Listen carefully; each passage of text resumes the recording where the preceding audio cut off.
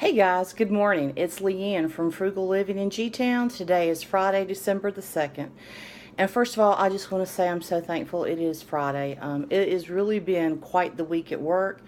And I'm looking forward to hopefully today being a bit slower. And for sure, it's the weekend. So as Loverboy used to say, everybody's working for the weekend. And that's how I feel today. So today my topic is stockpiling the food pantry, pros and cons. And I'm sure there's going to be some people out there who think there are cons to stocking your food pantry. Question mark. Yeah, actually there is. First of all, how much space do you have? Do you want your home to look like it's been overrun like the extreme coupon ladies that was on TV a couple of years ago, where every nook and cranny was filled with a roll of toilet paper, or they had 200 bottles of body wash that they would never use in a lifetime? That's a con. So space is a consideration. Money. Do you actually have the money to stock your pantry? And by that I mean don't charge just because it's a good deal. The whole point of being frugal, simple living, sustainable living is to not charge, not be in debt. So don't charge for groceries because you think it's a good deal. Second of all is how much can you, or third of all, excuse me, how much can you really use in a certain time span? I don't know about you, but for myself, when I've gone through my pantry in the past, I find items that could probably be used in a science experiment. They're so old. And actually that was money wasted. Even if I only spent 25 cents on that can of Campbell cream and mushroom soup, that was 25 cents wasted because I never used it. So those are some items to consider when stocking your food pantry. Now, I know there are tons and tons of bloggers out there, frugal bloggers, simple living bloggers, sustainable living bloggers that talk about this subject, YouTubers as well. There is a blogger that I follow. Her name is Kate Flanders. She is a personal finance blogger out of Canada. She's young.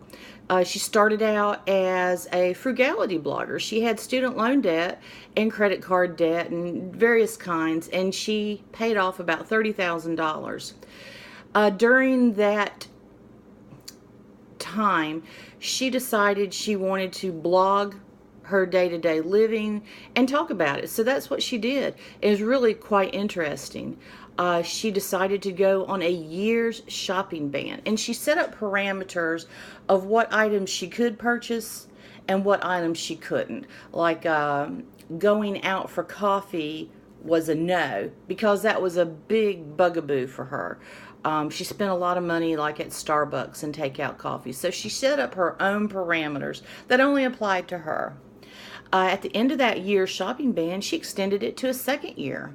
She also embraced minimalism and got rid of probably hundreds of items in her condo.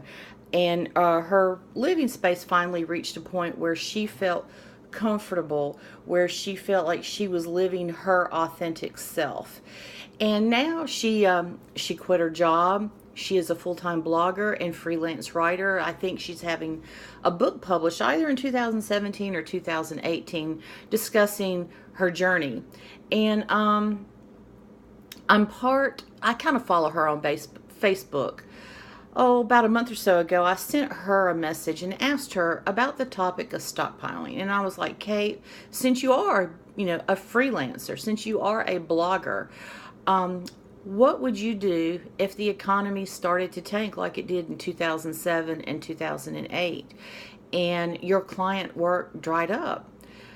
Do you believe in having a stockpile of food items and beauty items to get you through those lean times?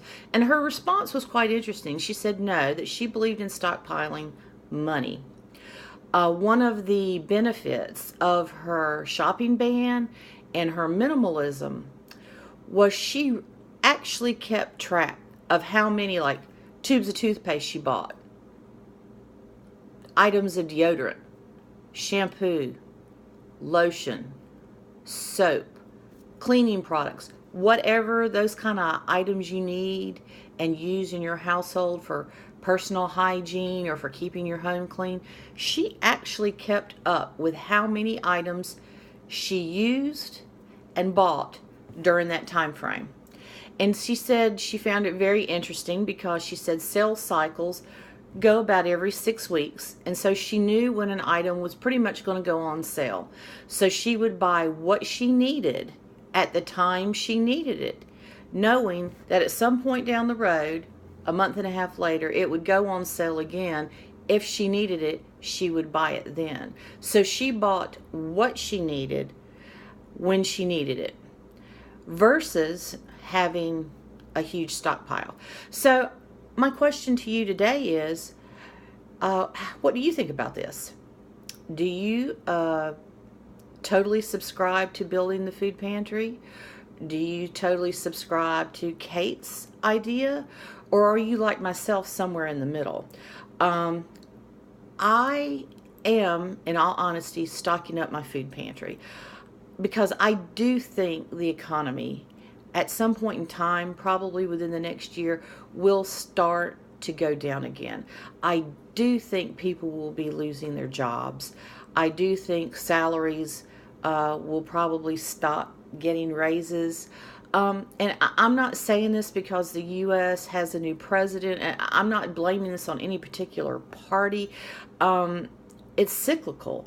If you really pay attention to the economy, it goes up and down. And we've been up for a little while now. It's going to come down. So I would like to have some food items that hopefully that I've bought at good prices and have them to when the prices skyrocket, I won't have to buy them. You know, peanut butter is one of them. You know, if I find a jar of peanut butter at Kroger for like $1.49, I'm going to stock up on it because I remember when it was close to like $4, and I'm like, you know, what in the world has happened to peanut butter for the price to skyrocket? And so I find myself somewhere in the middle. And like I mentioned before, I don't want to have a home that looks like the extreme couponers. I don't want to have every nook and cranny filled with stuff.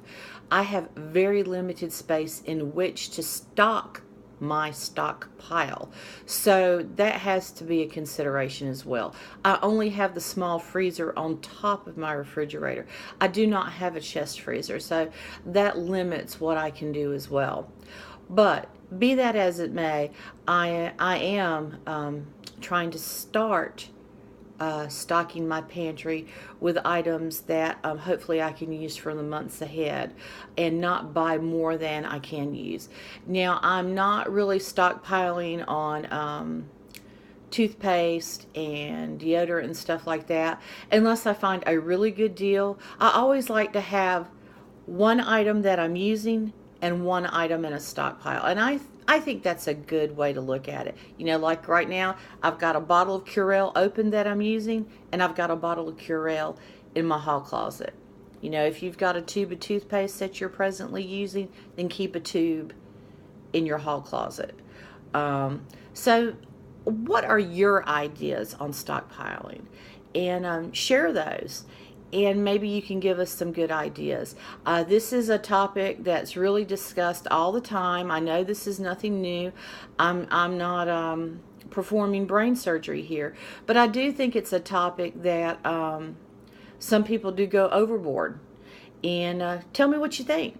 And guys, have a great Friday. Bye.